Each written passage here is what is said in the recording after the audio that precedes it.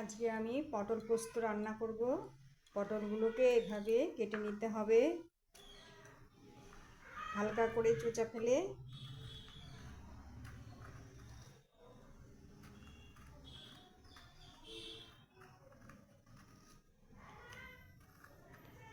এইভাবে অল্প অল্প হালকা চোচা ফেলে এটাকে মাঝখানে একটু করে চিড়ে দিতে হবে, যাতে লবণ হলুদটা ভালোভাবে ঢোকে।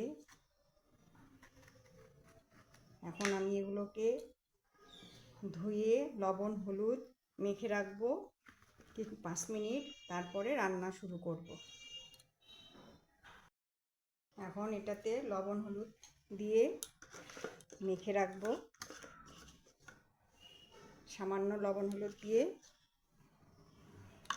5 মিনিট মেখে রেখে দেব।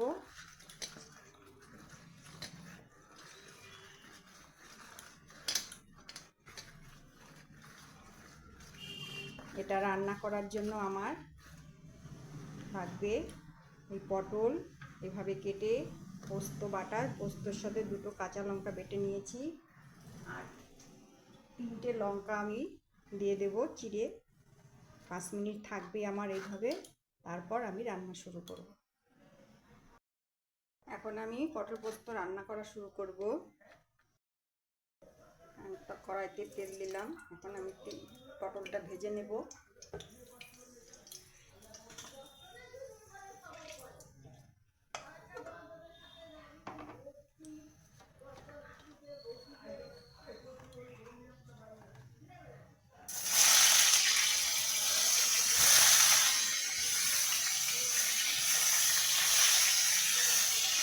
পটলগুলো একটু তেলে ভাজতে হবে যাতে সেদ্ধ হয়ে যায়।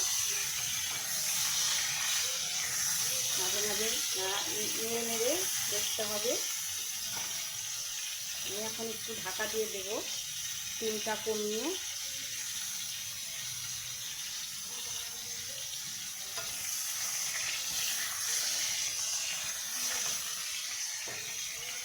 এটা একটু আস্তে আস্তে রান্না করতে হবে। ঢাকা দিয়ে দিলাম 5 মিনিট। আমি 5 মিনিট হয়ে গেছে, ঢাকনাটা তুলে দেখবো। দেখুন ভাজা ভাজা হয়ে যাচ্ছে, একটু বাড়িয়ে দেব। এইভাবেই সিদ্ধটা হয়ে যাবে।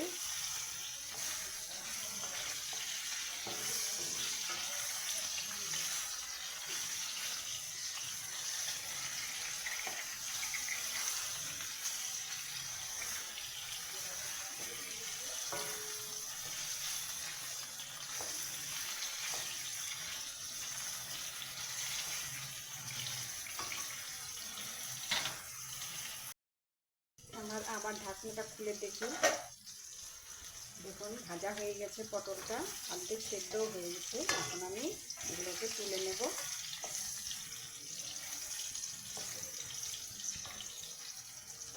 পটলগুলো তুলে নেব।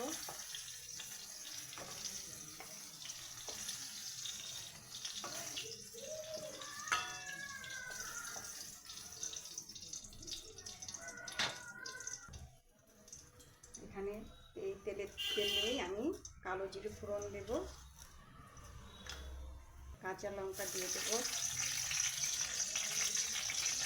পোস্তটাও একটু ভাজা করে নেব। এখানে জল দিয়ে দিলাম,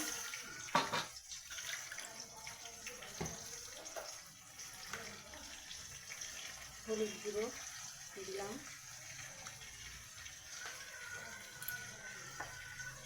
আন্দাজ মতো লবণ।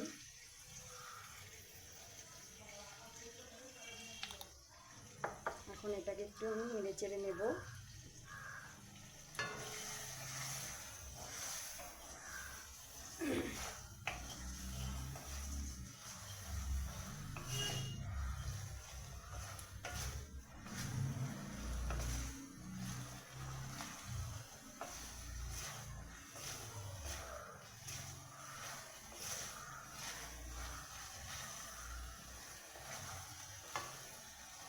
হয়ে গেছে, এখন এটা আমাদের পটলগুলো দিয়ে দেবো। ভাজা পটলগুলো দিয়ে দিলাম।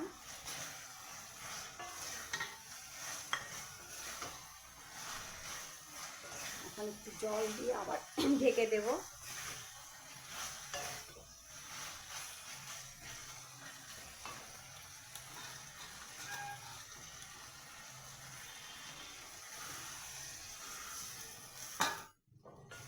একটু জল দিয়ে এখন আবার একটু ঢেকে রাখবো, 2-3 মিনিট ঢেকে রেখে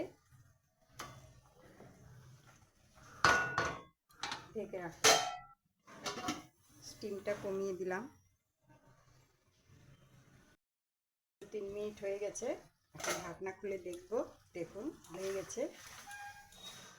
এখন একটু আমি চিনি দিয়ে দেব, ওর মধ্যে চিনি দিয়ে নামিয়ে নেব।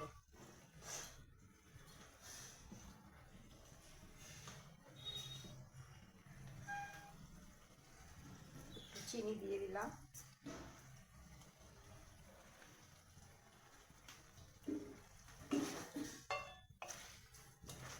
এখন নামিয়ে নেব আমি।